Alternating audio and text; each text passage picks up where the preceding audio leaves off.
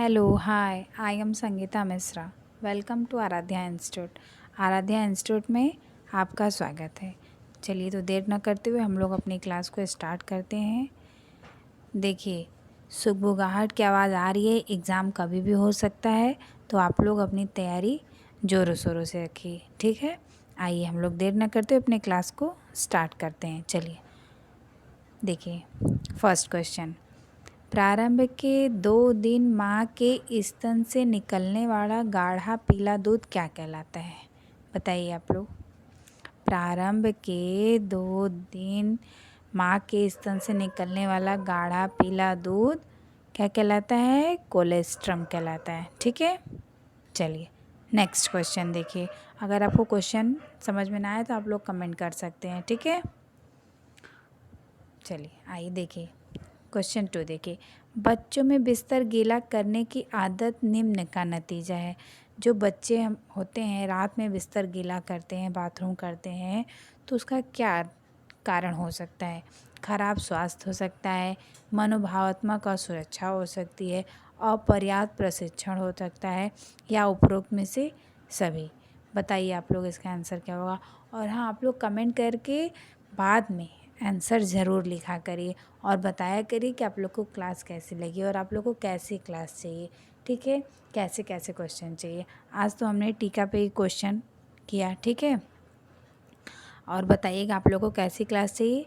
Exam से पहले कोशिश करेंगे कि आप लोग को पूरी अच्छे से टॉपिक वाइज क्लास हम बढ़िया से दे सकें, ठीक है, ताकि आप लोग की तैयारी अच्छे से हो सके। तो चलिए बताइए, बच्चों में बिस्तर गीला करने की आदत निम्न का नतीजा है किसका? खराब स्वास्थ्य, मनोभावात्मक असुरक्षा, या अपर्याप्त प्रशिक्षण।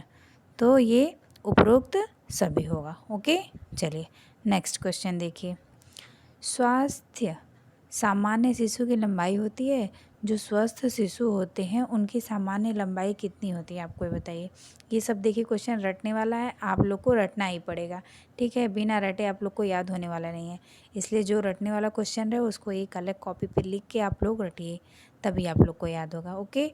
चलिए, स्वस्थ सामान्य शिशु की लंबाई कितनी होती है? 6 से 8 इंच होती है, 18 से 20 इंच होती है, 20 से 40 इंच होती है, या 8 से 12 इंच होती है। तो बताइए इसका आंसर क्या होगा। इसका आंसर होगा 18 से 20 इंच। चलिए नेक्स्ट क्वेश्चन देखिए। निम्नलिखित में से कौन सा टीका इंट्रामस्क्यूलर मार्ग द्वारा दिया जाता है, ठीक है।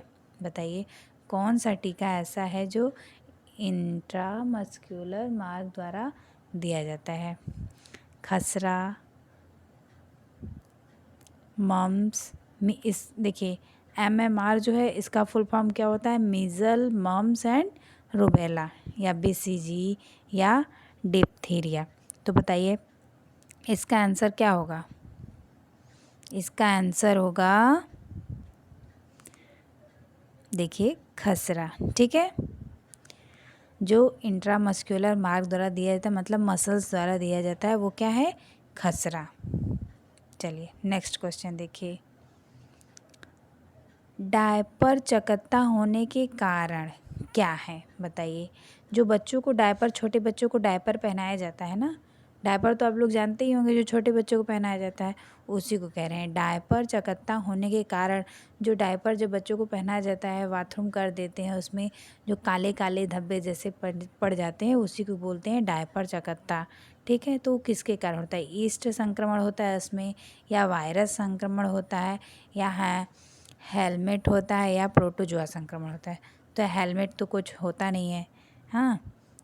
प्रोटोजोआ संक्रमण होता है, कि वायरस संक्रमण होता है, कि ईस्ट संक्रमण। तो ये क्या होता है? ईस्ट संक्रमण, ओके, ठीक है। चलिए नेक्स्ट क्वेश्चन देखिए। इम्यूनोग्लोबुलिन जो शिशुओं में एलर्जी के लिए उत्तरदायी है, इनमें से क्या है, बताइए। IgM है, IgE है, IgG है, IgD है। बताइए इम्यूनोग्लोबुलिन जो शिशुओं में एलर्जी के लिए उत्तरदायी है, उसे क्या कहते हैं? उसे कहते हैं IgE। IG मतलब इम्यूनोग्लोबुलिन E, ठीक है। समझ में आया आप लोग को? Immunoglobulin E. चलिए नेक्स्ट क्वेश्चन आइए आप लोग। डीपीटी का अर्थ क्या है बताइए। डीपीटी का मतलब ये फुल फॉर्म पूछा गया है, बताइए। डिप्थीरिया है,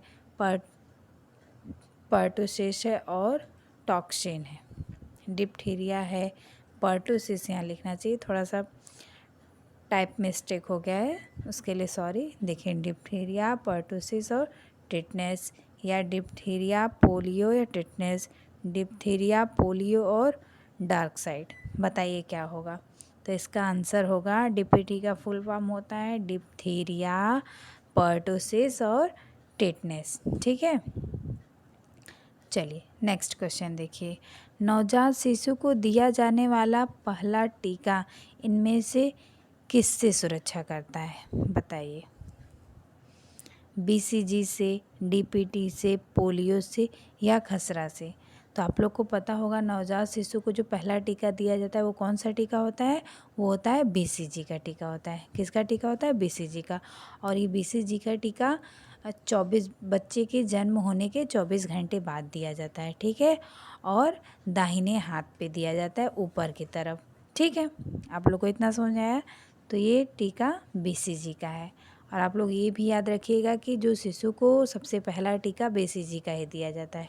ठीक है, देखो इसमें लिखा भी है, नवजात शिशु को दिया जाने वाला पहला टीका इनमें से किससे सुरक्षा करता है, बीसीजी से। बीसीजी का फुल फॉर्म क्या है, बैसिलस कॉलमेट ग्यूरिन। क्या नाम है बीसीजी का full form, bacillus Calmette Guerin. I hope आप लोग को समझ में आया होगा। चलिए नेक्स्ट क्वेश्चन देखिए आ भी गया बीसीजी का फुल फॉर्म। बीसीजी का अर्थ क्या है, तो अभी हमने आप लोग को बताया ही। तो बैसिलस, इसको देर न करते हुए चलिए इसका आंसर ही बता देते हैं, बैसिलस कॉलमेट और ग्यूरिन। ठीक है, चलिए नेक्स्ट क्वेश्चन देखिए। इनमें से कौन सा टीका मौखिक रूप से दिया जाता है। मौखिक रूप से आप लोग समझ ही रहे होंगे, मौखिक रूप मतलब मुंह से दिया जाता है।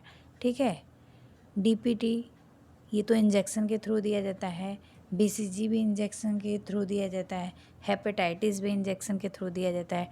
ठीक है, तो क्या बचा, पोलियो। कौन सा टीका मौखिक रूप से दिया जाता है, पोलियो।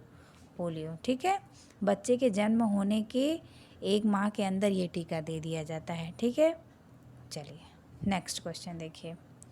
MMR टीका देने की क्या उम्र है।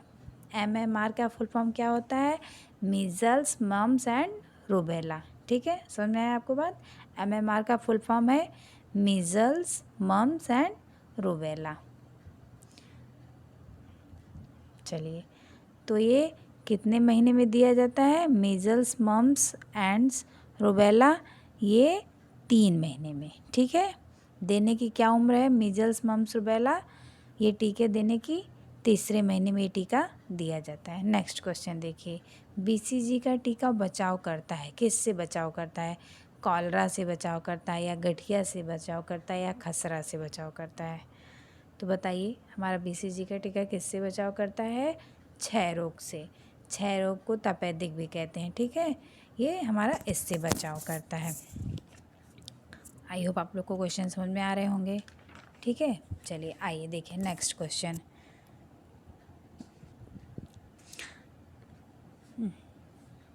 चलिए, नवजात शिशु आमतौर पर इससे पीड़ित रहते हैं।